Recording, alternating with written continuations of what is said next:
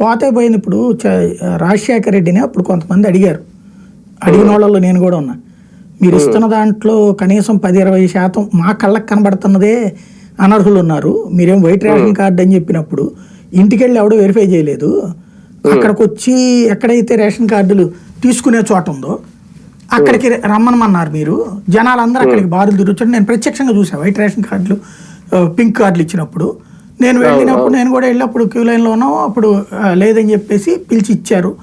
ఇచ్చినప్పుడు మీకు ఎంతండి సంపాదన అంటే అప్పుడు ఏదో 10,000 రూపాయలు నాకు నెలకి జీతం ఉంది, TV9లో ఉన్నా నేను అప్పుడు, 11,500 ఎంతో జీతం ఉంది. ఆ లెక్కను చూసుకున్నప్పుడు ఏడాదికి మనం 1,50,000 దీంట్లో ఉంటుంది. అప్పుడు ఎంత 45,000 రూపాయల సంపాదన ఉంటేనే వైట్ రేషన్ కార్డు అనమాట.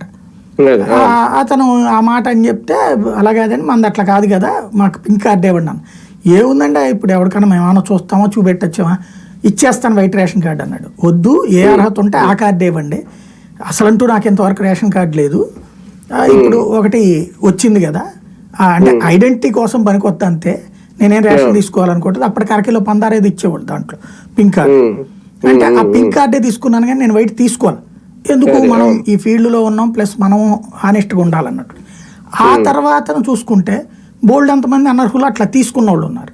నేను అప్పుడు రాజశేఖర రెడ్డి సాధారణంగా ఎక్కడికి వచ్చిన ప్రెస్ మీట్లు పెడతాడు కదా,